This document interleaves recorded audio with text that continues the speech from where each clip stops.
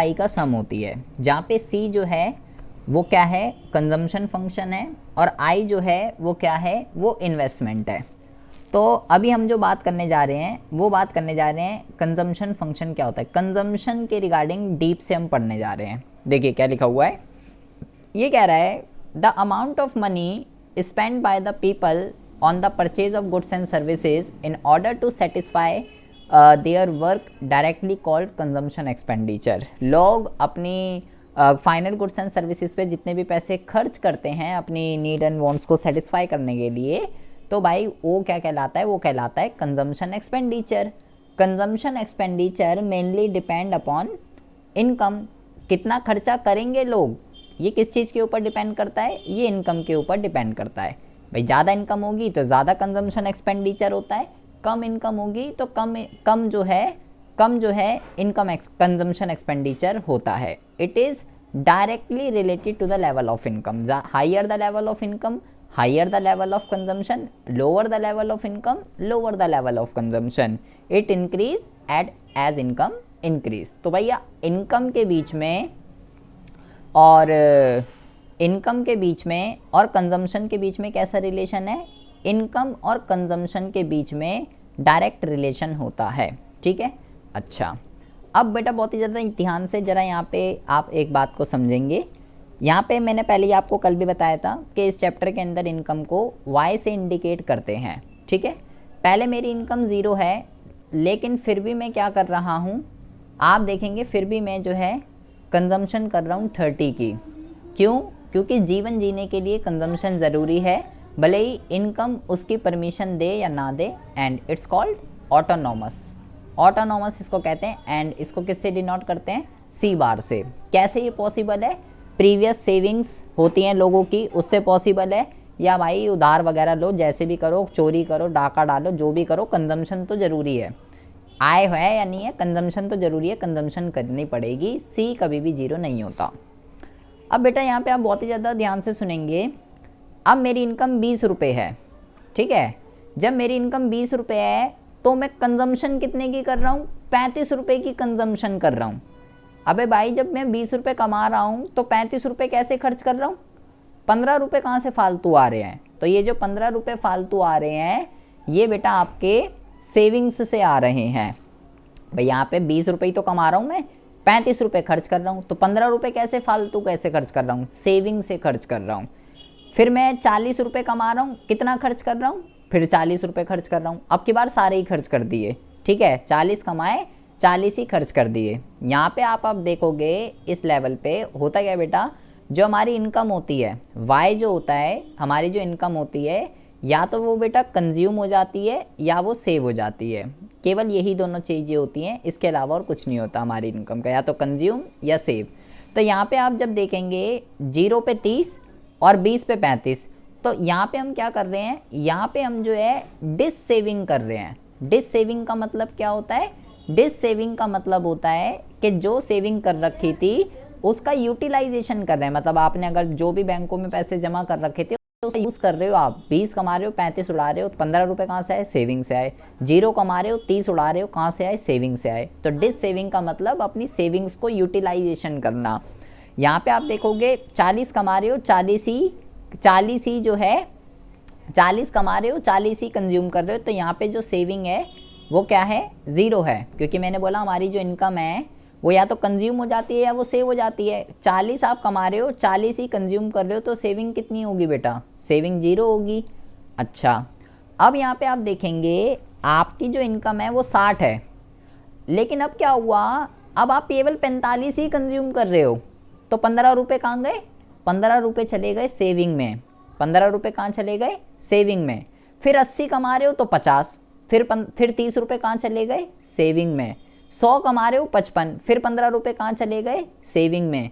120 कमा रहे हो 60 उड़ा रहे हो, और फिर बाकी के जो है यहाँ पे आप देखेंगे बेटा कितने रुपए हो गए, यहाँ पे 60 रुपये कहाँ चले गए, सेविंग में। मतलब कि पहले तो बंदा अंधाधुन उड़ाता है, कंजम्पशन करता है, लेकिन जब एक सर्टेन लेवल के बाद उसको ये रियलाइज़ होता है कि भाई अब ज़रूरी है सेविंग करना अब जो है ज़रूरी है। आप यहाँ पे अगर एक बात को गौर करें तो यहाँ पे आप देखेंगे बेटा इनकम में कितना चेंज आ रहा है, 20, 40, 60, 80, 100, 120। यहाँ पे कितना चेंज आ रहा है, इसमें कितना चेंज आ रहा है, 20 के वेरिएशन से चेंज आ रहा है, ठीक है। वहीं पे अगर मैं बेटा इनकम मतलब कितने से बढ़ रही है, इनकम बढ़ रही है 20 के वेरिएंस से। अच्छा, और यहाँ पे अगर मैं बात करूँ, यहाँ पे आप देखेंगे बेटा 35, 40, 45, 50, 55, 60, ये कितने से बढ़ रहा है, ये दोनों बढ़ रहे हैं बेटा। इनकम बढ़ने से कंजम्पशन बढ़ रही है, बट आप यहाँ पे देखिए कि इनकम का जो बढ़ने का जो लेवल है वो बहुत ही ज़्यादा है एज कंपैरिजन टू कंजम्पशन से। तो बेटा इस चीज़ को हम क्या कहते हैं, आपको बहुत ही ज़्यादा ध्यान से समझना है, इस चीज़ को कहते हैं साइकोलॉजिकल लॉ ऑफ कंजम्पशन। क्या बोलते हैं इस चीज़ को, इसको कहते हैं साइकोलॉजिकल लॉ ऑफ कंजम्पशन। ये किन्स एक इकोनॉमिस्ट हैं, उन्होंने इस चीज़ को क्या नाम दिया है कि भाई इस चीज़ को साइकोलॉजिकल लॉ ऑफ कंजम्पशन कहते हैं कि जब इनकम बढ़ने से कंजम्पशन बढ़ती है, ठीक है, और इनकम कम होने से कंजम्पशन कम हो जाती है। इनकम में जिस लेवल से जितना चेंज आ रहा है उतना कंजम्पशन में नहीं आता, क्योंकि एक लेवल के बाद लोग जो है सेविंग करना स्टार्ट कर देते हैं। It's called psychological law of consumption. ये बात आपको जो है ध्यान रखनी है। और सी कभी भी जो है ज़ीरो नहीं होता है। और इसके अगर कर्व की बात करें बेटा अगर हम, तो इसका जो कर्व है वो कुछ इस तरीके से बनता है। सी ये यहाँ से स्टार्ट होता है, ओरिजिन से स्टार्ट नहीं होता, क्योंकि ये जो गैप है बेटा इस गैप को हम सी बार कहते हैं, ठीक है। और ये इस तरफ पॉजिटिवली स्लोप क्यों बन रहा है बेटा, क्योंकि जैसे जैसे इनकम बढ़ती है वैसे वैसे बेटा कंजम्पशन जो है वो बंदा बढ़ाता रहता है। ये बात आपको जो है ध्यान रखनी है, ठीक है। और ओरिजिन से स्टार्ट नहीं होता और डायरेक्ट रिलेशन होता है बेटा इनकम और कंजम्पशन के बीच में। और लेकिन इनकम बढ़ने से कंजम्पशन बढ़ती है, लेकिन इनकम का जो चेंज का जो लेवल है वो बहुत ही ज़्यादा होता है कंजम्पशन के लेवल से। ये भी बात आपको ध्यान रखनी है। इसी को साइकोलॉजिकल लॉ ऑफ कंजम्पशन कहते हैं। और एक लेवल के बाद लोग जो है सेविंग करना स्टार्ट कर देते हैं। अच्छा जी, ठीक है। और एक बात आपको क्या ध्यान रखनी है, एक बात आपको ये ध्यान रखनी है, कभी कभार एग्जाम में पूछ लेता है इस पॉइंट को बेटा, ये जो पॉइंट है ये बहुत ही गजब का पॉइंट है। 40 रुपये कमा रहे हो, 40 रुपये उड़ा रहे हो, तो इस पॉइंट को क्या कहते हैं, इस पॉइंट को कहते हैं ब्रेक इवन पॉइंट, BEP ये कहते हैं इसको। तो कभी कभार एग्जाम में पूछ लेता है कि भाई ब्रेक इवन पॉइंट जो है वो क्या होता है, तो आपको बोलना है कि ब्रेक इवन पॉइंट एक ऐसा पॉइंट होता है जहाँ पे इनकम और कंजम्पशन दोनों आपस में बराबर होती हैं, उसको जो है ब्रेक इवन पॉइंट कहते हैं। जब जितना बंदा कमा रहा होता है उतना ही उड़ा रहा होता है, it's called break even point. या ये भी कह सकते हो शॉर्ट में वो पॉइंट जहाँ पे सेविंग जीरो होती है। यहाँ पे सेविंग जीरो है ना, अभी मैंने बताया भाई, या तो हमारी इनकम का या तो कंजम्पशन हो जाती है या सेविंग हो जाती है। तो अब भाई जब ये 40 इजिकल टू 40 है तो सेविंग कितना होगा, यहाँ जीरो होगी। तो ये भी लिख सकते हो ब्रेक इवन पॉइंट एक ऐसा पॉइंट है जहाँ पे जो सेविंग है वो जीरो होती है, ये भी लिख सकते हो जुगाड़बाजी में। अच्छा चलो जी, ठीक है। इसका कर्व कैसे बनता है ये हमें समझ में आ चुका है। इनकम और कंजम्पशन के बीच में पॉजिटिव रिलेशन होता है, ये भी समझ में आ चुका है। ऑटोनॉमस कंजम्पशन क्या होती है बेटा, ये ऑटोनॉमस कंजम्पशन है, एग्जाम में पूछी जाती है, ये भी लिख सकते हो। इनकम ज़ीरो होने पर कंजम्पशन का जो लेवल होता है इट्स कॉल्ड ऑटोनॉमस कंजम्पशन। ध्यान रखिएगा, कई बार एग्जाम में पूछी जाती है। इनकम ज़ीरो होने पर कंजम्पशन का जो लेवल होता है it's called autonomous consumption and it is denoted by C बार। ये आपको ध्यान रखना है। और जैसे जैसे इनकम बढ़ती है कंजम्पशन बढ़ती है, जैसे जैसे इनकम घटती है कंजम्पशन घटती है, डायरेक्ट रिलेशन है, इसी को साइकोलॉजिकल लॉ ऑफ कंजम्पशन कहते हैं। लेकिन इनकम जो है वो बहुत ही ज़्यादा तेज़ी से बढ़ती है, कंजम्पशन इतनी ज़्यादा तेज़ी से नहीं बढ़ती, क्योंकि एक सर्टेन लेवल के बाद लोग सेविंग करना स्टार्ट कर देते हैं। इतनी बकवास हमें समझ में आ गई। अच्छा, अब अभी यहाँ पे क्या बातें समझनी है कि अगर मुझे कंजम्पशन फंक्शन को मैथमेटिकली अगर मुझे लिखना है मैथमेटिकली, तो हम उसको किस तरीके से लिख सकते हैं। अगर बेटा मेरे को कंजम्पशन फंक्शन को मैथमेटिकली लिखना है तो इसको आपको लर्न कर लेना है। इसका जो मैथमेटिकली फॉर्म होता है वो होता है C = सी बार प्लस बी वाई, ये इसकी मैथमेटिकली फॉर्म होती है। ठीक है, ये क्या होता है सब अभी हम जरा बात करते हैं। मैंने बोला C is equal to C bar plus B Y, ये जो है कंजम्पशन फंक्शन की मैथमेटिकली फॉर्म होती है।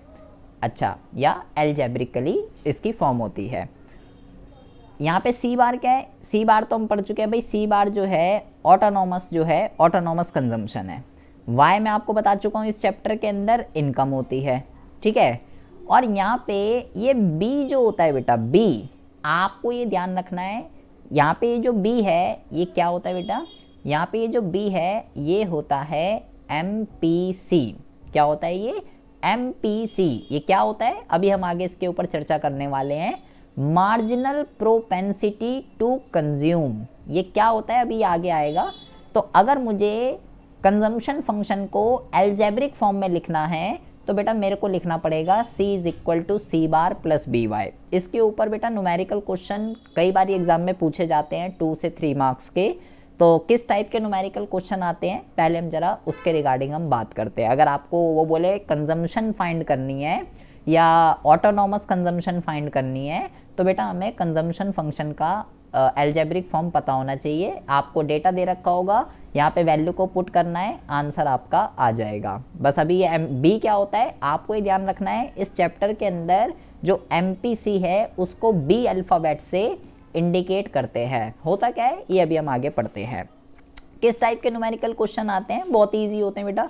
देखिए नीचे 2 क्वेश्चन आपको दे रखे हैं, नीचे 2 क्वेश्चन आपको दे रखे हैं। देखिए यहाँ पे क्या कहता है क्वेश्चन के अंदर, फाइंड कंजम्पशन। सी बेटा मेरे को निकालना है और क्या क्या दे रखा है, कह रहा है भाई बी जो है वो 0.8 है और वाई जो है वो 200 है एंड सी बार जो है बेटा ये आपका 100 है और कंजम्पशन फाइंड करनी है। तो बेटा आपको ध्यान रखना है बी क्या है इस चैप्टर में, MPC। तो अगर मैंने अभी अलजेब्रिक फॉर्म क्या बताई आपको, सी बार प्लस बी वाई ये बताई, वैल्यू पुट कर देते हैं। भाई ये दे रखी है 100, ये दे रखी है 0.8 और y कितना दे रखा है, y दे रखा है 200। तो ये कितना हो जाएगा 100, इन दोनों का अगर मैं मल्टीप्लाई करूँ तो 160, तो ये कितना हो जाएगा 260 आंसर। सिर्फ इतना सा करने के बेटा आपको 2 नंबर, 1.5 नंबर, आधा नंबर, कोई सारे पार्ट बना देता है और भी अभी आगे चीज़ें सीखेंगे। सिर्फ इतना सा करने के आपको 1 नंबर, 1.5 नंबर बहुत ईजिली आपको मिल जाता है। तो इसके लिए आपको इसकी एल्जेब्रिक फॉर्म को लर्न करना पड़ेगा। आपको कंजम्पशन भी फाइंड आउट करने के लिए कह सकता है, ऑटोनॉमस कंजम्पशन भी फाइंड आउट करने के लिए कह सकता है। जब ऑटोनॉमस कंजम्पशन बोलेगा भाई मेरी इक्वेशन जो है वो ये है, C is equal to C bar plus B Y. अब यहाँ पे 4 चीज़ें है बेटा, ये मेरी इक्वेशन है तो मेरे पास यहाँ पे 4 चीज़ें हैं, C है, C बार है, B है और Y है। तो बेटा 4 में से कोई भी चीज़ अगर पूछेगा तो 3 चीज़ें हमेशा आपको देगा ही देगा। अगर मान लो ऑटोनॉमस कंजम्पशन वो आपसे पूछ रहा, ऑटोनॉमस कंजम्पशन अगर वो आपसे पूछ रहा है तो वो डेटा आपको क्या देगा, तो वो आपको डेटा देगा, वो बोलेगा भाई अगर C जो है मान लो 300 है और B जो है मान लो 0.8 है और Y जो है वो मान लीजिए आपकी 200 है, ठीक है, Y जो है आपकी 200 है, तो बोलेगा सी बार बताओ भाई क्या है सी बार। तो अब देखिए, तो मैं डेटा में अगर पुट करूँगा बेटा तो ये क्या हो जाएगा, 300 is equal to C bar plus 0.8 multiply 200, तो ये जाएगा 300 is equal to C bar plus 160, इसको माइनस कर देंगे बेटा 140 is equal to C bar, तो ऑटोनॉमस आ जाएगा।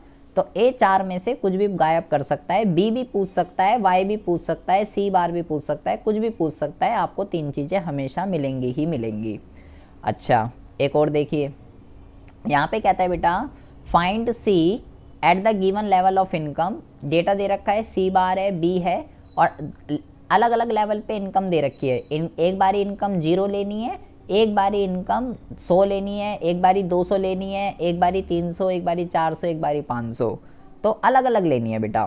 तो मैं एक करके दिखा देता हूँ आपको, like C is equal to C bar plus B Y. ये है सी मुझे निकालना है, सी बार कितना दे रखा है 50, बी कितना रहेगा 0.5, ये तो सेम रहेगा बेटा। एक बारी 0 लेंगे तो कितना आ जाएगा 50, फिर ऐसी एक बारी बेटा, ऐसी एक बारी जो है 100 ले लेंगे, डेसिमल हटाएंगे 0, एक 0 से एक 0, 50 और 50 100, एक बारी 0 रखना है, एक बारी 100 रखना है। सी बार ऐसे ही रहेगा, बी भी ऐसे ही रहेगा, बस वाई चेंज करते रहना है क्योंकि डिफरेंट लेवल ऑफ इनकम्स दे रखी है, 100, 200, 300, 400, 500, इस तरीके से हम जो है फाइंड आउट कर लेंगे। तो ये बहुत ईजी क्वेश्चन होते हैं, आपको ये इसकी अलजेब्रिक फॉर्म याद रखनी है। चलो जी ठीक है जी, समझ आ गया अलजेब्रिक फॉर्म। अब बेटा बहुत ही ज़्यादा ध्यान से आँख नाक कान खोलकर आपको अब जो है यहाँ पे ध्यान से समझना है। अभी हमारे पास एक वर्ड आया था बी, MPC जो मैं कह रहा था, मार्जिनल प्रोपेंसिटी टू कंज्यूम। तो अभी हमें ज़रा कंजम्पशन के अंदर डीप से घुसना है बेटा, कंजम्पशन को बहुत ही ज़्यादा डीप से हमें पढ़ना है। तो हम बात कर रहे हैं बेटा कंजम्पशन की, कंजम्पशन को हमें जो है डीप से पढ़ना है। कंजम्पशन के अंदर हमें जो है 2 टॉपिक को बेटा पढ़ना है। कौन कौन से? सबसे पहला जो टॉपिक है वो होता है APC और दूसरा जो टॉपिक है बेटा ये होता है MPC।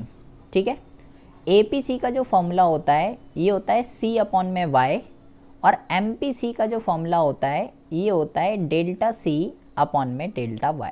पहले तो मैं आपको ये बता दूँ, APC का मतलब होता है एवरेज प्रोपेंसिटी टू कंज्यूम या कंजम्पशन। ठीक है, और इसका मतलब होता है बेटा मार्जिनल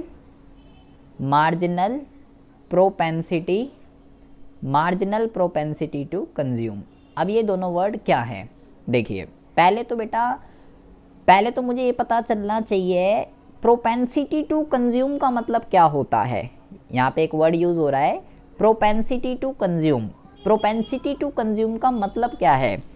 प्रोपेंसिटी टू कंज्यूम का मतलब ये होता है कि आपकी जितनी भी इनकम है उस इनकम में से आप कितना कंजम्पशन करोगे, it's called propensity to consume. ठीक है, अब ये 2 तरीके का है, एक है APC, एक है MPC। पहले हम बात करते हैं APC के रिगार्डिंग। क्या मैंने आपको फॉर्मूला बताया बेटा कि इसका फॉर्मूला होता है C/Y, तो ये इसको डिफाइन कर देगा। The average propensity to consume is the ratio of consumption expenditure to any particular level of income. कह रहा है भाई APC जो है वो कंजम्पशन एक्सपेंडिचर और इनकम का रेशो होता है। कंजम्पशन और इनकम का जो रेशो होता है वो जो है बेटा एवरेज प्रोपेंसिटी टू कंज्यूम होता है। और यहाँ पे लगा हुआ है डेल्टा, सेम फॉर्मूला है लेकिन यहाँ डेल्टा लगा हुआ है बेटा। डेल्टा का मतलब क्या होता है? डेल्टा का मतलब होता है बेटा चेंज। ठीक है, डेल्टा का मतलब क्या होता है? डेल्टा का मतलब होता है चेंज बेटा। ठीक है, देखिए इसको बहुत ही ज़्यादा ध्यान से समझेंगे, बहुत ही ज़्यादा ध्यान से इस पे जो क्वेश्चन आते हैं, इस पे क्वेश्चन किस तरीके से आएंगे, पहले ज़रा कॉन्सेप्ट को समझिए। इसका मतलब ये होता है कि आपकी जितनी भी इनकम है आप उस इनकम में से कितना कंज्यूम करते हो, इट्स कॉल्ड APC। एक पर्टिकुलर लेवल ऑफ इनकम पे आप कितना कंज्यूम करोगे, इट्स कॉल्ड APC। मान लीजिए ये लड़की है अमिता, ठीक है, ये एक कंपनी में काम करती है। ये क्या करती है? ये कंपनी में जो है जॉब करती है। ठीक है, अमिता एक कंपनी में जॉब करती है और इसकी जो सैलरी है वो कितनी है बेटा? इसकी जो सैलरी है वो 10,000 रुपये है। चलो जी ठीक है, 10,000 रुपये जो है इसकी सैलरी है। अब बहुत ही ज़्यादा ध्यान से ज़रा सुनेंगे बेटा, जो पीछे मैं आके आ चुका हूँ, आपको बेटा ये ध्यान रखना है, C does not equal to 0। Consumption कभी भी 0 नहीं हो सकती है, ये बेटा आपको ध्यान रखना है। तो मैं आपको कुछ केस बताता हूँ, ज़रा ध्यान से सुनिएगा। मैंने आपको बोला कि APC का जो फॉर्मूला होता है वो C/Y होता है। तो क्या अमिता ऐसा कर सकती है कि अमिता 10,000 रुपये कमा रही है, अमिता 10,000 रुपये कमा रही है और अमिता, मैंने बेटा आपको पीछे जो बताया था ध्यान रखिएगा, बार बार कह रहा हूँ, एक तो ये बात ध्यान रखनी है। ठीक है, इसका फॉर्मूला याद रखना है, C does not equal to 0 and हमारी जो इनकम होती है बेटा या तो कंज्यूम हो जाती है या सेव हो जाती है, ये ध्यान रखिएगा। एंड इनकम बेटा 0 हो सकती है, ये भी ध्यान रखिएगा।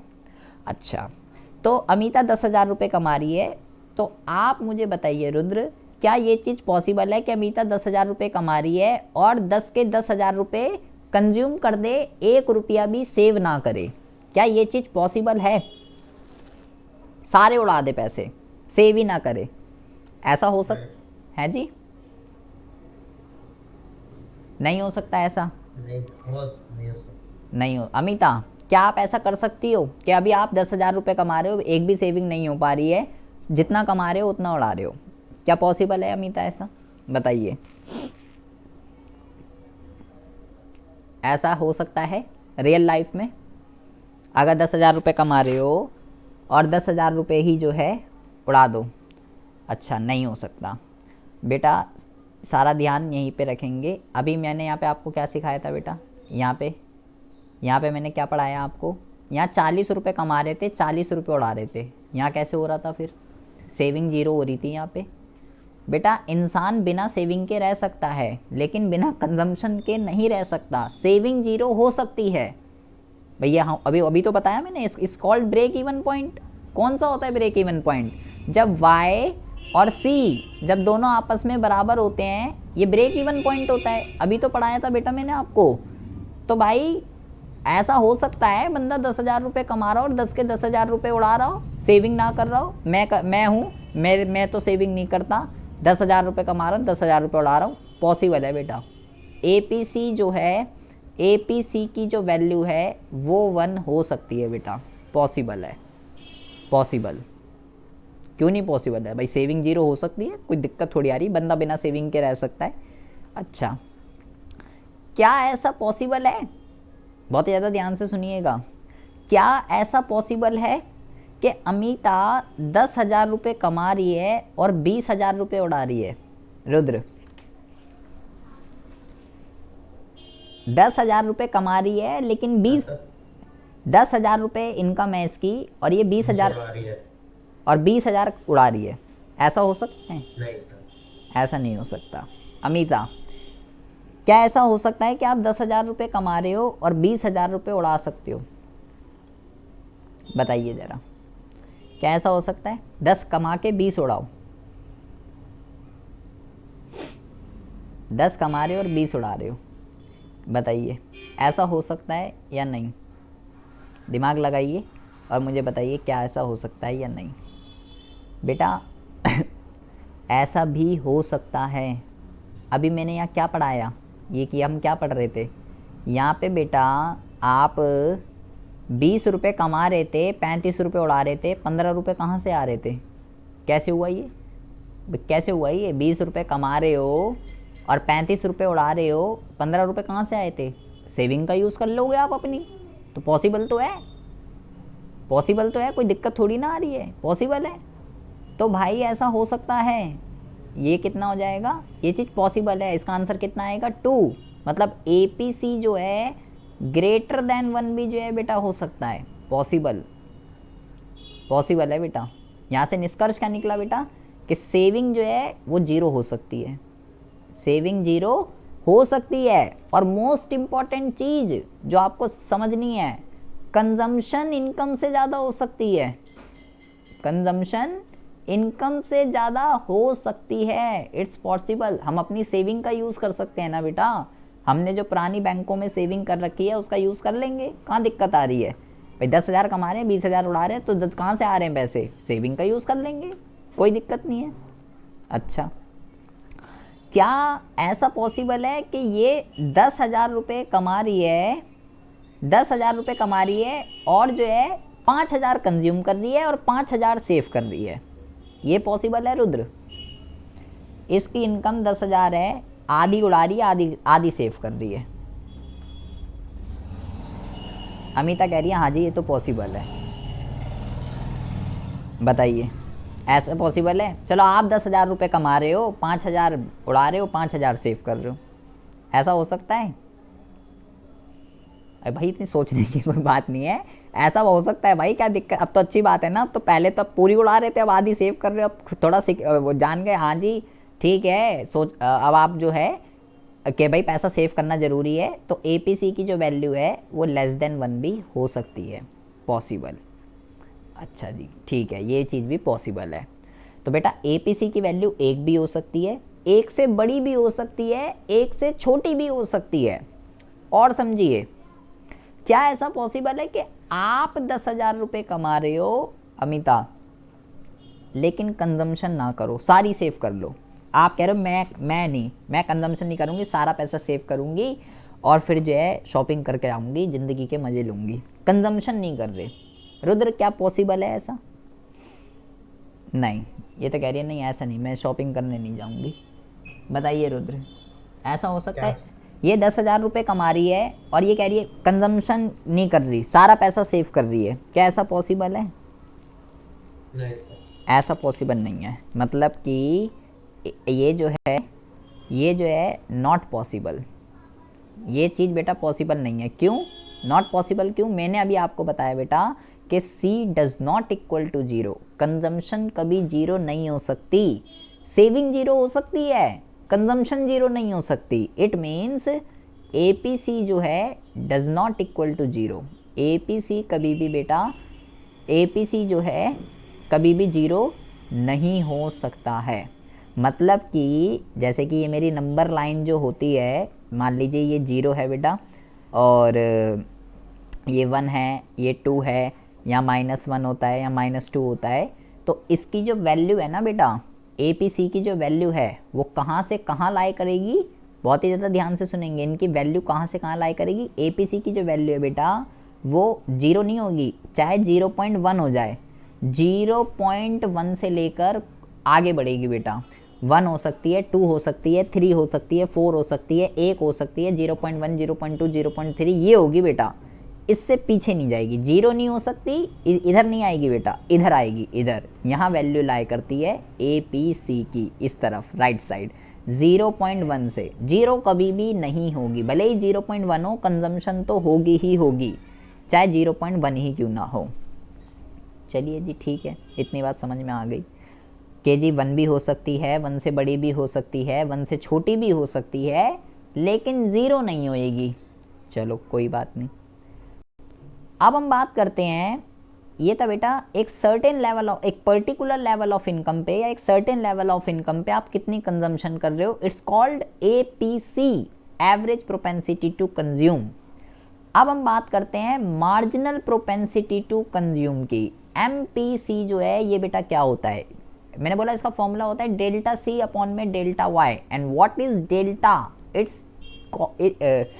It's represent change. चेंज का मतलब क्या होता है? चेंज का मतलब होता है कि अभी इसकी करंट में जो सैलरी थी बेटा, जो इनकम थी वो कितनी थी? वो थी इसकी 10,000 रुपये, ठीक है, 10,000 रुपये इसकी सैलरी थी। अब बेटा ये मान लो इसको 1 साल हो गया, ठीक है, 1 साल हो गया इसको, और इसकी अब इनकम बढ़ रही है बेटा।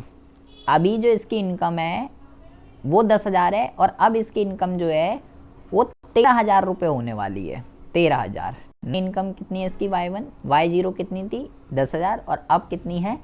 अब कितनी है? 13,000। तो इसकी जो इनकम है, डेल्टा Y कैसे निकलेगा बेटा? डेल्टा Y आपका निकलेगा Y1 माइनस Y0। मतलब नई इनकम कितनी है? 13,000, पुरानी कितनी थी? 10,000। तो इसकी इनकम में कितनी इंक्रीमेंट हो रही है?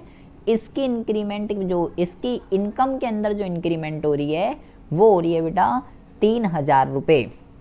अब बहुत ही ज़्यादा ध्यान से सुनना है बेटा, बहुत ही ज़्यादा ध्यान से। I am giving you lot of information, बहुत ही ज़्यादा ध्यान से सुनेंगे। MPC में हम जो बात करते हैं, यहाँ पे तो हम पूरी की पूरी इनकम की बात कर रहे थे। इनफैक्ट अदर दूसरी सेविंग की भी बात कर रहे थे, और भी कहीं से पैसा आ सकता है कि मैं अभी 10,000 रुपये कमा रहा हूँ और मेरी जो पुरानी सेविंग है वहाँ उसकी भी बात हो रही है। लेकिन MPC का मतलब क्या होता है? MPC का मतलब क्या होता है? MPC का मतलब होता है बेटा कि जो आपकी बढ़ी हुई इनकम है, जो आपकी बढ़ी हुई इनकम है, उस बढ़ी हुई इनकम में से आप कितना कंज्यूम कर रहे हो, इट्स कॉल्ड MPC। यहाँ पे हमें सिर्फ और सिर्फ इस 3,000 रुपये की ट्रीटमेंट बतानी है और कोई एक्स्ट्रा इनकम, कोई और एक्स्ट्रा सेविंग की बात नहीं करनी। ये जो मेरे 3,000 रुपये बड़े हैं, जो मेरी इनकम में इंक्रीमेंट हुई है 3,000 रुपये, इस 3,000 रुपये का अमिता क्या क्या कर सकती है सिर्फ और सिर्फ इस 3,000 की ट्रीटमेंट। तो देखिए क्या क्या कर सकती है। केस 1, MPC का जो फॉर्मूला होता है वो होता है डेल्टा सी अपॉन में डेल्टा वाई। तो क्या अमिता ऐसा कर सकती है कि ये जो 3,000 रुपये और एक्स्ट्रा इसको मिल रहे हैं, ये भी बेटा सारा का सारा कंज्यूम कर दे। मतलब जो 10,000 रुपये उड़ा रही थी, जो 10,000 रुपये उड़ा रही थी, वो भी जो इसकी बेसिक सैलरी थी वो तो कर ही रही है। अब जो ये बढ़ी हुई इनकम है, अब ये जो बढ़ी हुई इनकम है ये भी कंज्यूम करे। हो सकता है ऐसा रुद्र? 3,000 रुपये अब इसके एक्स्ट्रा मिल लेते, अब इसको एक्स्ट्रा मिल लेते 3,000 रुपये। हो सकता है ऐसा? अमिता बताइए आपकी। हाँ, क्या ये वाले 3,000 भी कंज्यूम कर सकती है सारे के सारे, इसमें से भी सेव ना करे? हाँ भाई, ऐसा भी हो सकता है। इसमें क्या दिक्कत आ रही है? ये भी पॉसिबल है, पॉसिबल है भाई। वो जो 10,000 रुपये जो सैलरी थी वो तो कंज्यूम कर ही रही थी। अब ये जो 3,000 रुपये इसको एक्स्ट्रा मिल रहे हैं, हो सकता है ये भी सारे उड़ा दे, इसमें से भी सेव ना करे। सेविंग 0 हो सकती है, वो कोई दिक्कत नहीं है, तो ये पॉसिबल है। अच्छा, लेकिन क्या ऐसा हो सकता है रुद्र 3,000 रुपये इसको मिले और 6,000 रुपये उड़ा दे? ऐसा हो सकता है? अब बेटा आपको ध्यान रखना है, अब ऐसा नहीं हो सकता। क्यों? क्योंकि मैंने आपको बोला यहाँ में सिर्फ और सिर्फ इस 3,000 की ट्रीटमेंट बतानी है, सिर्फ और सिर्फ इस 3,000 की। तो भाई जब मिले ही 3,000 हैं तो 6,000 कैसे उड़ा देगी? यहाँ सेविंग की बात नहीं करनी है हमें, सेविंग की बात इधर करनी है एपीसी पे। एमपीसी पे इस बढ़ी हुई इनकम में कितना कंजम्पशन कर रहे हो। तो ये चीज़ नॉट पॉसिबल, ऐसा नहीं हो सकता। बड़ी भाई जब इनकम ही 3,000 बढ़ी है तो 6,000 रुपये कैसे खर्च कर दोगे आप? अच्छा, क्या ऐसा पॉसिबल है कि 3,000 बढ़ी और 1,500 रुपये की कंज्यूम करे, 1,500 रुपये सेव कर ले? हाँ भाई, ये तो पॉसिबल है, पॉसिबल, ये चीज़ तो पॉसिबल है, ऐसा हो सकता है। इसमें क्या दिक्कत आ रही है? 1,500 सेव, 1,500 खर्च, ठीक है, बढ़िया बात है। अच्छा, क्या ऐसा पॉसिबल है बेटा? अब ध्यान से सुनेंगे कि इसको ये 3,000 रुपये मिले और ये कह रही है नहीं, मैं इस 3,000 को कंज्यूम नहीं करूंगी, मैं इस 3,000 को सेव करूंगी। अब हो सकता है बेटा ये बढ़ी हुई जो इनकम है वो ये सारी की सारी सेव कर रही है, इसको कंज्यूम नहीं कर रही। क्या ये चीज़ पॉसिबल है? यस, ये पॉसिबल है। हम बढ़ी हुई इनकम की बात कर रहे हैं, जो इसकी 10,000 रुपये की इनकम है उसमें तो कंजम्पशन चली रही है ना। हम बात कर रहे हैं इस 3,000 का ये क्या कर रही है, क्या ये सेव कर सकती है सारा का सारा? हाँ, ये सेव कर सकती है। MPC 0 हो सकता है। MPC की जो वैल्यू है बेटा वो 0 से 1 के बीच में लाई करती है, 1 भी हो सकती है, 0 भी हो सकती है। आप एपीसी की वैल्यू कहाँ से कहाँ तक के बीच में लाई करती है, क्यों लाई करती है, क्यों कौन 0 हो सकता है, कौन क्यों नेगेटिव हो सकता है, ये सारी की सारी बातें आपको ध्यान रखनी है। एमपीसी के अंदर केवल बढ़ी हुई इनकम की ट्रीटमेंट बताते हैं और किसी भी चीज़ की नहीं। सारी कंज्यूम हो सकती है, हाँ जी, जो पहले थी बेसिक वाली वो तो हो ही रही थी, ये भी हो सकती है। ये नहीं हो सकता यहाँ पे कि 3,000 कमा रहे हो और 6,000 उड़ा रहे हो, ये कैसे हो जाएगा? कंजम्पशन इनकम का एक पार्ट होती है। बढ़ी हुई इनकम, जब इनकम ही 3,000 बढ़ी है तो 6,000 कैसे कर लोगे? ये नहीं हो सकता एक से बड़ा। यहाँ पे हमें अपनी प्रीवियस सेविंग की बात नहीं करनी, लेकिन ये हो सकता है बेटा भाई मैं 10,000 कमा रहा हूँ और 20,000 उड़ा रहा हूँ, ये हो सकता है। एपीसी एक से बड़ा हो सकता है लेकिन एमपीसी नहीं हो सकता। यहाँ पे आप प्रीवियस सेविंग की बात कर सकते हो, यहाँ पे नहीं, क्योंकि एमपीसी में सिर्फ ये बताते हैं बढ़ी हुई इनकम से कितनी कंजम्पशन हो रही है। 3,000 इनकम बढ़ी, 1,500 कंजम कर रहे हो, 1,500 सेव कर रहे हो, हो सकता है? हाँ जी, हो सकता है। 3,000 कमा रहे हो, ये जो 3,000 ये जो बड़े हैं इसमें से एक भी कंज्यूम नहीं कर रहे, ये हो सकता है? हाँ, ये हो सकता है। एमपीसी 0 पॉसिबल, बिकॉज जो आपकी बेसिक सैलरी है 10,000 उसमें तो आप कंज्यूम कर रहे हो ना। अब ये जो बढ़ी हुई इनकम है इसको आप हो सकता है सारी की सारी सेव कर लो। एमपीसी 0 हो सकता है, एपीसी 0 नहीं हो सकता। तो बेटा इसकी जो वैल्यू है ये कहाँ से कहाँ तक के बीच में लाई करती है? 0 से 1 के बीच में लाई करती है। ये बात आपको ध्यान रखनी है। इसकी जो वैल्यू है वो 0 से 1 के बीच में करती है, लेकिन एपीसी की जो वैल्यू है बेटा 1 से बड़ी भी हो सकती है। यहाँ पे आप देखो मैंने एरो कहाँ तक लगाया, 1 2 3, ये सब हो सकता है बेटा। लेकिन इसमें अगर हम बात करें तो इसकी जो वैल्यू है ये 0 हो गया, ये 0 हो गया, ये 1 हो गया। इसकी वैल्यू जो है बेटा यहाँ से यहीं तक के बीच में केवल और केवल लाया करती है, 0 से पीछे नहीं जाएगी, 1 से आगे नहीं जाएगी, केवल यही वेरिएशन होगा 0.1, 0.2, 0.3, सिर्फ और सिर्फ ये। आपको ये ध्यान रखना है बेटा। देखिए अभी मैंने आपको कंजम्पशन कर्व बताया। कंजम्पशन कर्व जो है वो किस तरीके से बनता है, मैंने आपको समझाया कि कंजम्पशन कर्व जो है वो जी इस तरीके से बनता है, ठीक है। यहाँ से ओरिजिन से नहीं बनता, क्योंकि ये जो गैप होता है ये वाला, ये होता है बेटा ऑटोनॉमस कंजम्पशन। और मैंने आपको ये बताया, मान लीजिए यहाँ पे हम इनकम ले लेते हैं जिसको y से इंडिकेट करते हैं, और यहाँ पे हम ले लेते हैं कंजम्पशन, यहाँ पे हम ले लेते हैं कंजम्पशन जिसको c से इंडिकेट करते हैं। मान लीजिए इतनी इनकम पे मैं इतनी कंजम्पशन कर रहा था, ठीक है, y लेवल ऑफ इनकम पे c लेवल ऑफ कंजम्पशन में कर रहा हूँ। अब मेरी इनकम के अंदर इंक्रीमेंट हो गई, मेरी इनकम जो है y से बढ़ के मेरी जो इनकम है वो जो है y1 हो गई बेटा, y1 जो है मेरी इनकम हो गई। तो कितना चेंज आया मेरा, इतना जो है मेरा चेंज आ गया बेटा डेल्टा y, इतनी इनकम जो है मेरी चेंज हो गई, ठीक है। तो इतनी इनकम चेंज होने से अब मैं जो कंजम्पशन है वो कितनी कर रहा हूँ, मैं जो कंजम्पशन है बेटा इतनी कर रहा हूँ, C1 इतनी कंजम्पशन कर रहा हूँ, इतनी कंजम्पशन जो है ये मेरी चेंज हो चुकी है due to change in income. तो यहाँ पे आप बहुत ही ज़्यादा ध्यान से सुनेंगे, यहाँ पे ये एक ट्रायंगल बना बेटा, ये वाला, ये एक जो है ये एक ट्रायंगल बना, यहाँ पे ये वाला, ये एक ट्रायंगल बना बेटा, ठीक है। ये ट्रायंगल आपको दिख रहा होगा, आई होप। अब यहाँ पे ये क्या है बेटा, देखिए ये जो है ये क्या है बेटा, ये वर्टिकल वाला ये वर्टिकल वाला क्या है, ये वर्टिकल वाला जो है बेटा ये है डेल्टा y, ठीक है। और ये हॉरिजॉन्टल वाला क्या है, ये है बेटा डेल्टा c।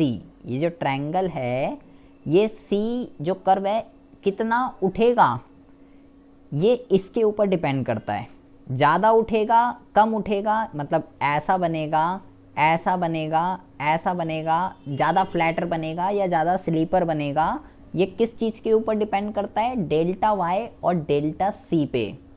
इसी चीज़ को बेटा क्या कहते हैं, इसी चीज़ को मैथमेटिक्स की लैंग्वेज में स्लोप कहते हैं बेटा, ठीक है। तो आपको अभी मैंने आपको बताया MPC क्या होता है बेटा, MPC होता है डेल्टा c अपॉन में डेल्टा y, ये होता है MPC, है ना। और ये जो ट्रायंगल है ये भी किस चीज़ को रिप्रेजेंट कर रहा है बेटा, ये जो ट्रायंगल है किस चीज़ को रिप्रेजेंट कर रहा है, डेल्टा c और डेल्टा y को। तो आपको ये ध्यान रखना है कि जो MPC जो होता है ना बेटा, वो कंजम्पशन फंक्शन का स्लोप होता है। क्या होता है, कंजम्पशन फंक्शन का जो है स्लोप होता है। स्लोप क्या चीज़ होती है बेटा, स्लोप क्या चीज़ होती है, स्लोप का मतलब होता है कि कोई भी जो कर्व है वो कितना फ्लैटर बनेगा या कितना स्लीपर बनेगा, ये वो चीज़ उसके स्लोप पे डिपेंड करती है। और मैंने बोला कंजम्पशन का स्लोप क्या है, MPC। तो MPC की वैल्यू क्या है, डेल्टा c और डेल्टा y की वैल्यू क्या है, ये बताएगी कि C कर्व कैसा बनेगा। ये ऐसा बनेगा, ऐसा बनेगा, ऐसा बनेगा, ऐसा बनेगा, ऐसा बनेगा, ये सब C की वैल्यू बताएगी, MPC की वैल्यू बताएगी कैसा बनेगा, ज़्यादा फ्लैटर बनेगा या ज़्यादा स्लीपर बनेगा। तो स्लोप का मतलब बेटा यही होता है कि कर्व कितना उठा हुआ बनेगा या झुका हुआ बनेगा, इट्स कॉल्ड स्लोप, ठीक है। तो आपको बस ये ध्यान रखना है MPC कंजम्पशन फंक्शन का स्लोप होता है। अच्छा जी, ठीक है, ये बात मेरे को समझ में आ गई है। हमें जो है बेटा क्या क्या पढ़ना था, हमें जो है ये पढ़ना था AD is equal to C plus I, ये पढ़ना था, जिसमें हम C जो है इसको बेटा बहुत ही अच्छे से पढ़ चुके हैं कि कंजम्पशन फंक्शन क्या होता है, एल्जेब्रिक फॉर्म इसकी कैसे होती है, इसका न्यूमेरिकल क्या होता है, इनकम के साथ इसका कैसा रिलेशन है, ऑटोनोमस कंजम्पशन क्या होती है, ये सारी चीज़ें जो है हम पढ़ चुके हैं, ठीक है। अब हम बात करते हैं बेटा आई के रिगार्डिंग। आई जो है ये क्या होता है, इन्वेस्टमेंट फंक्शन क्या होता है, कितने तरीके का होता है, ऑटोनॉमस क्या होती है, इंड्यूस्ड क्या होती है, ये जो है हम इस पे ज़रा बात करने वाले हैं। तो बहुत ही ज़्यादा जो है ध्यान से आप जो है इसको समझेंगे, ठीक है, कि ये क्या होता है इन्वेस्टमेंट। एक मिनट रुकिएगा बस।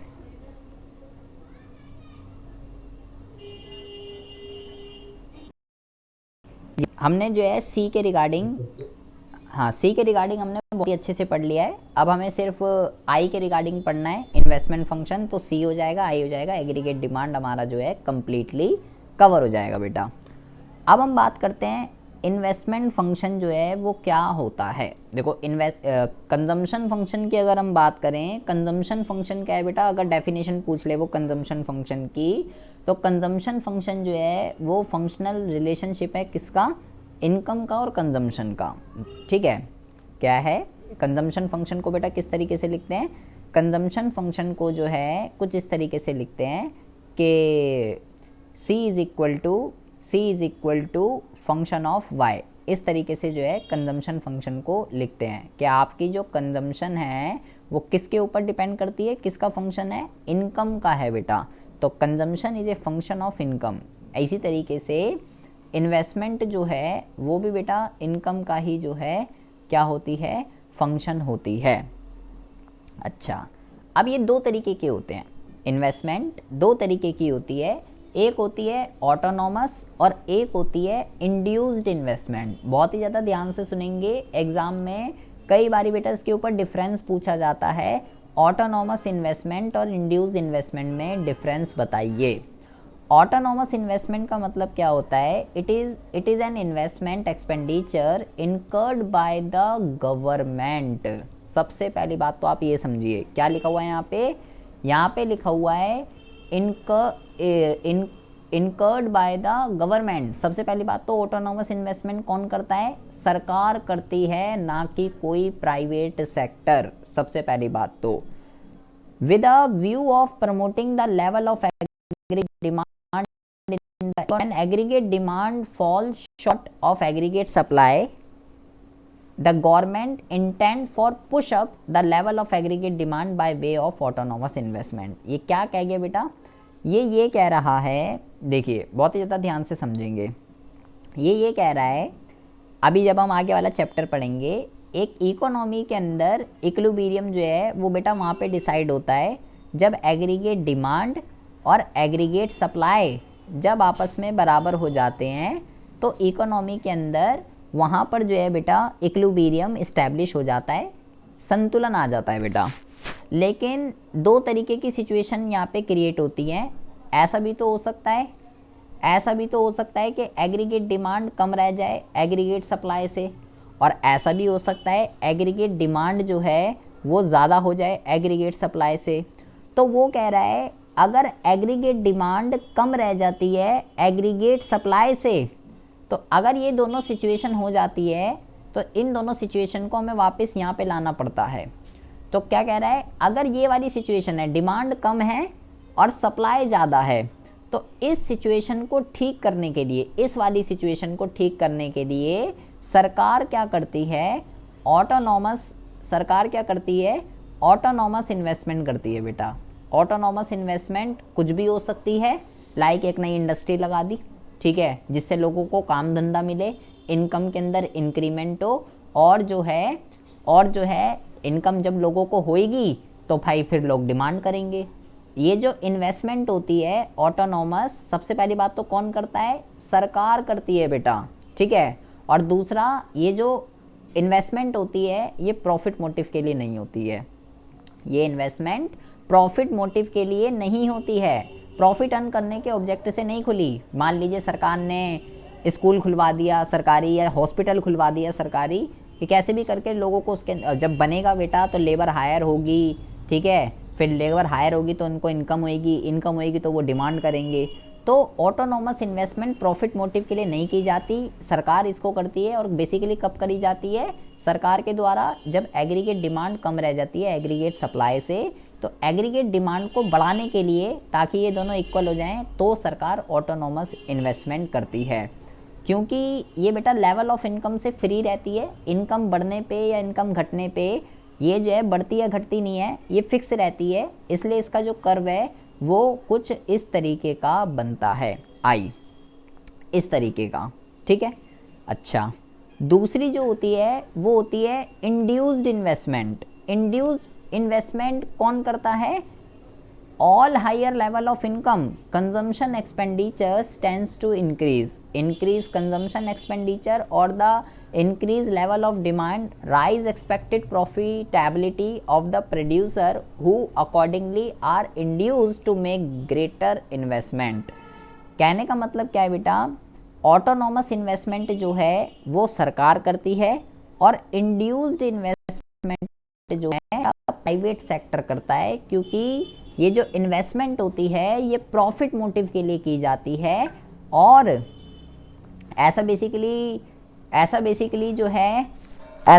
बेटा कब होता है? अभी मैंने आपको बताया एक इकोनॉमी के अंदर इक्विलिब्रियम वहाँ पर डिसाइड होता है जहाँ एग्रीगेट डिमांड और एग्रीगेट सप्लाई बराबर हो जाते हैं, ठीक है। लेकिन ऐसा भी हो सकता है कि एग्रीगेट डिमांड कम रह जाए एग्रीगेट सप्लाई से, लेकिन ऐसा भी हो सकता है एग्रीगेट डिमांड ज़्यादा हो जाए एग्रीगेट सप्लाई से, ऐसा भी हो सकता है।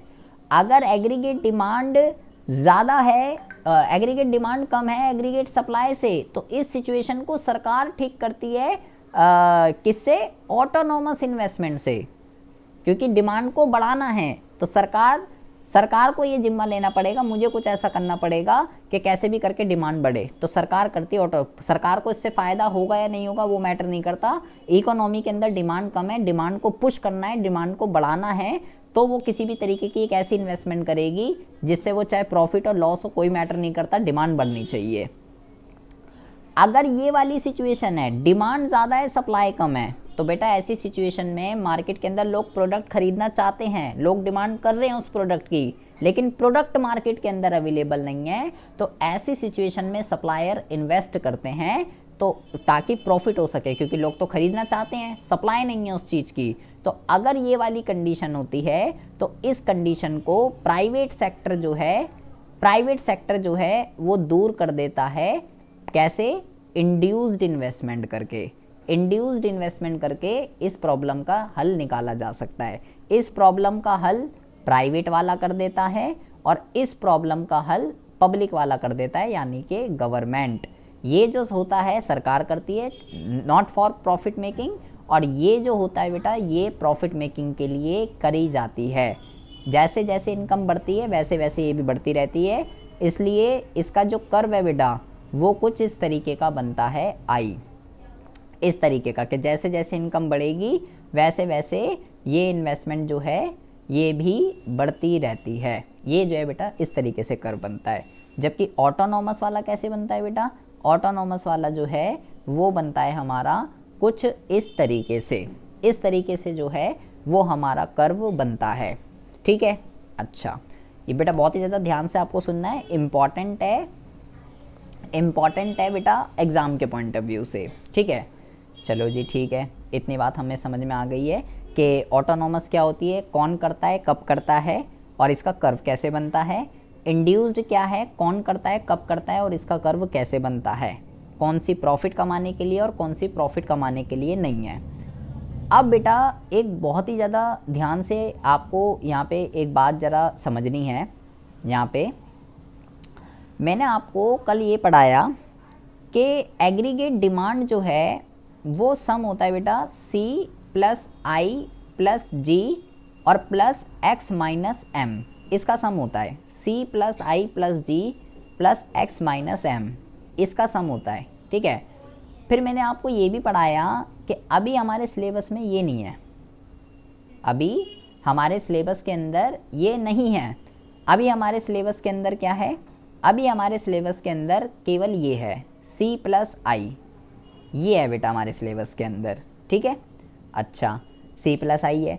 C क्या था बेटा? C जा हाउस होल्ड सेक्टर, और I क्या था? I जो था वो था हमारा प्राइवेट सेक्टर।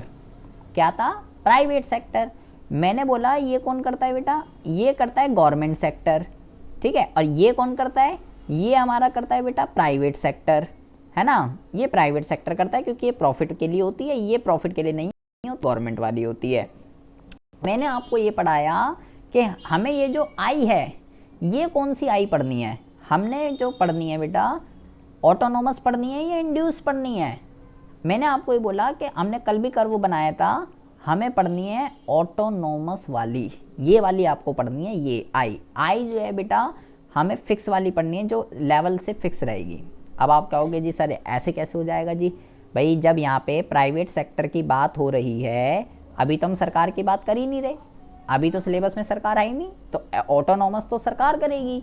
तो सर जब सरकार है ही नहीं मॉडल के अंदर तो ऑटोनोमस इन्वेस्टमेंट कैसे हुई, ये ऑटोनोमस इन्वेस्टमेंट तो प्राइवेट वाला करता ही नहीं है, वो तो इंड्यूस करता है ना, कर्व तो ऐसा बनना चाहिए ऊपर की तरफ, ये वाला कर्व क्यों बना रहे हैं फिर हम। तो ये जरा बेटा बहुत ही ज़्यादा ध्यान से आप यहाँ पे समझेंगे। देखिए ऐसा इसलिए बेटा क्योंकि ये जो हमारा चैप्टर है income and employment, income and employment determination, ये जो हमारा चैप्टर है इनकम एंड एम्प्लॉयमेंट डिटर्मिनेशन के एक इकोनॉमी के अंदर किस तरीके से इनकम और एम्प्लॉयमेंट का डिटर्मिनेशन होता है, इसके अंदर कई सारे बेटा इकोनॉमिस्ट हैं, ठीक है, कई सारे इकोनॉमिस्ट हैं जिन्होंने अपने अपने व्यूज़ दिए हैं कि जी हमारे अकॉर्डिंगली ऐसे होगा और हमारे अकॉर्डिंगली ऐसे होगा। तो उन दोनों को हम दो जगह क्लासीफाई कर सकते हैं जितने भी इकोनॉमिस्ट हैं। एक जो इकोनॉमिस्ट होते हैं बेटा उनको कहते हैं क्लासिकल, और दूसरा जो है वो है बेटा किन्स। क्या क्या है, किन्स। किन्स जो है किन्स, किंजियन, ये सब एक ही नाम है बेटा, ठीक है। तो किन्स जो है अभी हम कौन सा पढ़ रहे हैं, इनकम एंड एम्प्लॉयमेंट डिटर्मिनेशन। अभी हम बेटा क्लासिकल का नहीं पढ़ रहे हैं, हम पढ़ रहे हैं किन्स का। किन्स के अकॉर्डिंगली, किन्स एक इकोनॉमिस्ट थे जिन्होंने 1930 के अंदर जो ग्रेट डिप्रेशन आया था उसके बाद उन्होंने एक बुक पब्लिश करी थी। उन्होंने ये बताया कि भाई कैसे मेरे अकॉर्डिंगली एक इकोनॉमी के अंदर इनकम एंड एम्प्लॉयमेंट का डिटर्मिनेशन होता है। तो हम जो ये चैप्टर पढ़ रहे हैं इनकम एंड एम्प्लॉयमेंट डिटर्मिनेशन, ये पढ़ रहे हैं किन्स का, ये आपको ध्यान रखना है बेटा। और जो इसने ये बताया कि मेरे अकॉर्डिंगली एक इकोनॉमी के अंदर इस तरीके से इनकम एंड एम्प्लॉयमेंट डिटर्मिनेशन होगा, तो इसने अपना एक मॉडल दिया कि भाई मेरे अकॉर्डिंगली तो ऐसे ही होगा। तो जब भी बेटा कोई मॉडल देता है तो वहाँ पे कुछ अजम्पशन होती हैं। तो इसका जो किन्स का जो मॉडल है बेटा, ये आपका जो है शॉर्ट रन के ऊपर बेस है। इसका ये जो मॉडल है किसके ऊपर बेस है, इसका जो मॉडल है वो शॉर्ट रन के ऊपर बेस है। शॉर्ट रन का मतलब अल्पकाल के अंदर, ये लॉन्ग रन की बात नहीं करता, ये शॉर्ट रन की बात करता है। ये मानता है कि भाई लॉन्ग रन में हम जो है सब मर जाते हैं, ठीक है। लॉन्ग रन का मतलब होता है बहुत लंबा टाइम और शॉर्ट रन का मतलब होता है बहुत कम टाइम। तो ये मानता है कि भैया हम लॉन्ग रन की बात नहीं करते, हम लॉन्ग रन में तो सब मर जाएंगे, जब मर ही जाएंगे तो कंजम्पशन कौन करेगा, इन्वेस्टमेंट कौन करेगा, कोई नहीं करता लॉन्ग रन में। लॉन्ग रन में हम सब मर जाते हैं। तो हम जो है हम बात करते हैं शॉर्ट रन की। तो इसका जो मॉडल है वो शॉर्ट रन के ऊपर बेस है, और क्योंकि इसका मॉडल शॉर्ट रन के ऊपर बेस है तो बेटा इसका ये मानना है कि शॉर्ट रन के अंदर कोई भी बंदा इतनी जल्दी इन्वेस्टमेंट को नहीं बदल सकता। इन्वेस्टमेंट जो है वो शॉर्ट रन के अंदर इतनी जल्दी चेंज नहीं हो सकती है। आप कैसे इतनी जल्दी 10-10 मशीनें ले आओगे, आप कैसे इतनी जल्दी बिल्डिंग खड़ी कर दोगे, आप कैसे इतनी जल्दी जो है सब कुछ कर दोगे। तो ये सब इतनी जल्दी शॉर्ट रन में पॉसिबल नहीं है। भले ही 2 सेक्टर के अंदर अगर हम बात कर रहे हैं, 2 सेक्टर के अंदर अगर हम बात कर रहे हैं, हम बात प्राइवेट वाले की ही कर रहे हैं, जो इन्वेस्टमेंट है वो कर प्राइवेट वाला ही रहा है। बट क्योंकि किन्स का मॉडल शॉर्ट रन के ऊपर बेस है और वो ये मानता है शॉर्ट रन के अंदर इन्वेस्टमेंट चेंज नहीं हो सकती, इन्वेस्टमेंट फिक्स रहती है, दैट्स वाई ये इन्वेस्टमेंट कौन सी बन गई, ये ऑटोनोमस वाली बन गई कि भाई ये तो चेंज नहीं होगी, ये फिक्स रहेगी। है प्राइवेट वाली, क्योंकि 2 सेक्टर मॉडल की हम बात कर रहे हैं, सरकार तो है ही नहीं 2 सेक्टर के मॉडल में, इसलिए ये बात आपको ध्यान रखनी है। ये जो चैप्टर है इनकम एंड एम्प्लॉयमेंट डिटर्मिनेशन, 2 तरीके के इकोनॉमिस्ट होते हैं, एक क्लासिकल और एक किन्स। क्लासिकल का नहीं पढ़ रहे हम, किन्स के अकॉर्डिंगली पढ़ रहे हैं। और जो इसने अपना मॉडल दिया है टू सेक्टर का, उसके अंदर इसकी ये अजम्पशन है कि मैं शॉर्ट रन की बात करता हूँ, लॉन्ग रन की बात नहीं करता, क्योंकि लॉन्ग रन में सब मर जाते हैं और शॉर्ट रन में इन्वेस्टमेंट चेंज नहीं हो सकती, क्योंकि शॉर्ट रन में इन्वेस्टमेंट चेंज नहीं हो सकती, इस वजह से इसका curve parallel to X axis बनता है। तो ये बात आपको ध्यान रखनी है, ये बहुत ही इंपॉर्टेंट चीज़ है जो मैंने अभी आपको बताई है, क्योंकि भाई मैंने तो बोला हमारे सिलेबस में तो ये है ही नहीं ना, जी और ये यही दोनों है।